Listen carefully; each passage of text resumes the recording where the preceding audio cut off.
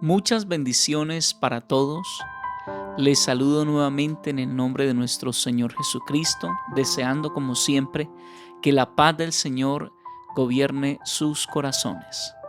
Dios, como nuestro Creador, nos hizo con el único propósito de que tuviéramos vidas abundantes, vidas que prosperaran.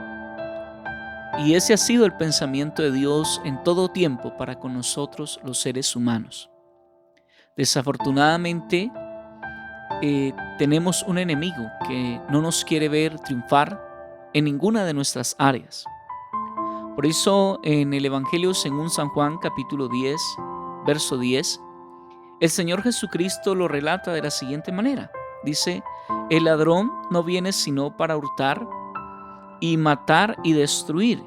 Yo he venido para que tengan vida y para que la tengan en abundancia. Si ese es el propósito de nuestro Señor Jesucristo para con nuestras vidas, debemos entonces preguntarnos por qué no tenemos vidas abundantes, vidas prósperas. Y desafortunadamente hay algo que nos separa de Dios y de sus bendiciones, y es el pecado. Pero ese pecado tiene solución. Y hoy quiero hablar de la oración que restaura. Dios quiere restaurar nuestras vidas para hacerlas prósperas.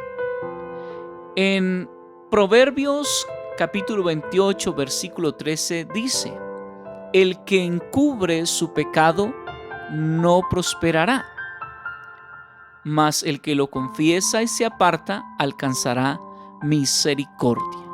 Entonces, cuando el ser humano endurece su corazón y no reconoce delante de Dios que ha fallado, no tiene la bendición de Dios, no tiene una vida próspera, sino que su vida desafortunadamente está en manos del maligno, de aquel que quiere vernos destruidos. Pero voy a darte unos ejemplos de personas que a pesar de su pecado oraron y fueron restaurados. Y eso es lo que en esta hora quiero compartirte, y yo sé que es el deseo de Dios porque Dios quiere bendecirte. Dios no quiere que tú sigas en tu vida preocupado o enfermo, o tu hogar destruido, o con temor, con miedo, que vivas en el insomnio, que no puedas dormir. Dios quiere restaurar tu vida, pero necesitamos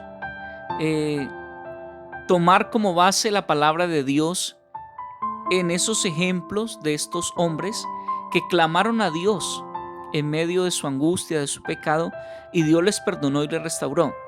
Y quiero hablar primero del rey David.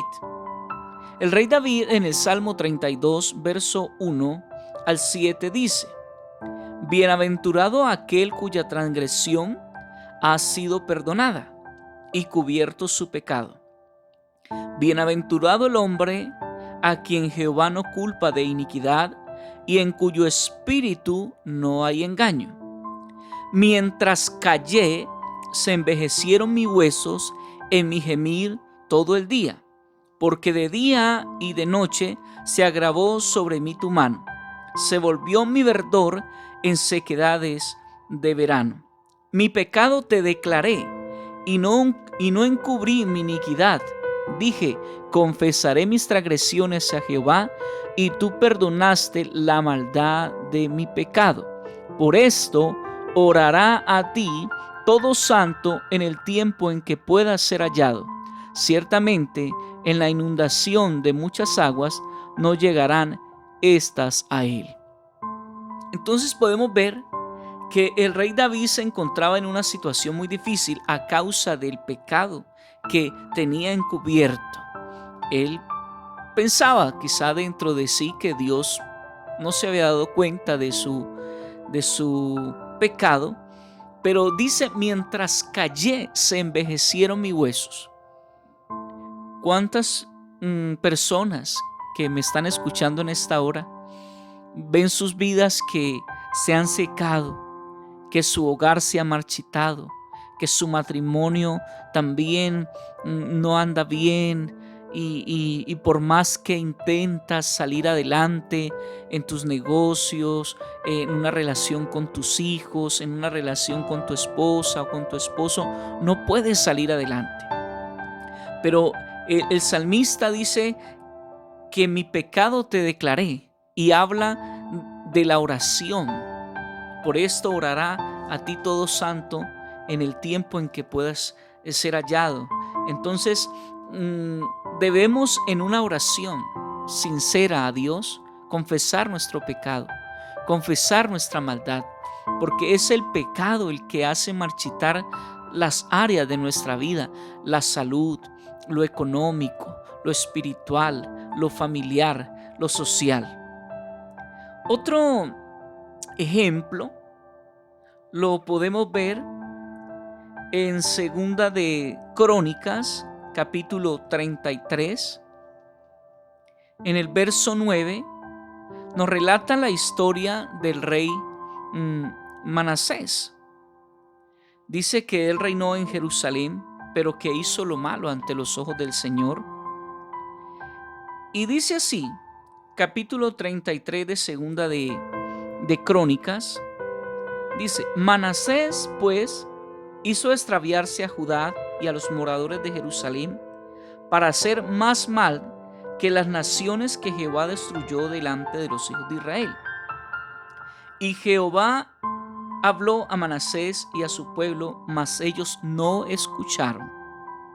Por lo cual Jehová trajo contra ellos los generales del ejército del rey de los asirios, los cuales aprisionaron con grillos a Manasés y atado con cadenas lo llevaron a Babilonia.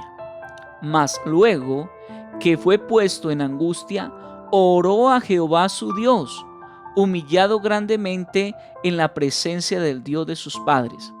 Y habiendo orado a él, fue atendido, pues Dios oyó su oración y lo restauró a Jerusalén, a su reino. Entonces reconoció Manasés que Jehová era Dios.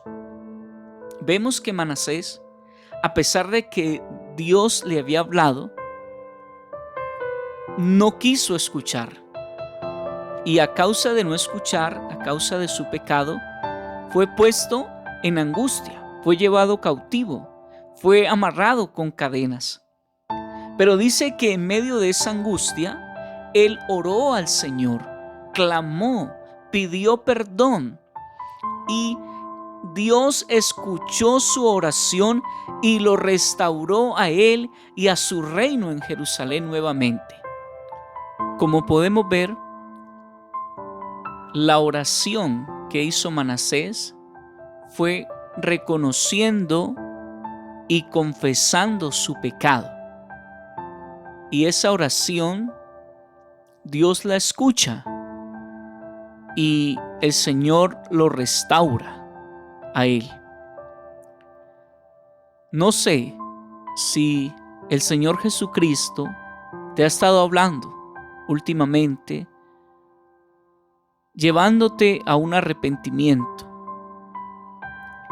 No debemos endurecer nuestro corazón, porque el endurecer nuestro corazón, el no confesar nuestro pecado, va a traer consecuencias nefastas sobre nuestra vida y sobre los que nos rodean. Debemos humillarnos ante nuestro Dios para que Él nos restaure.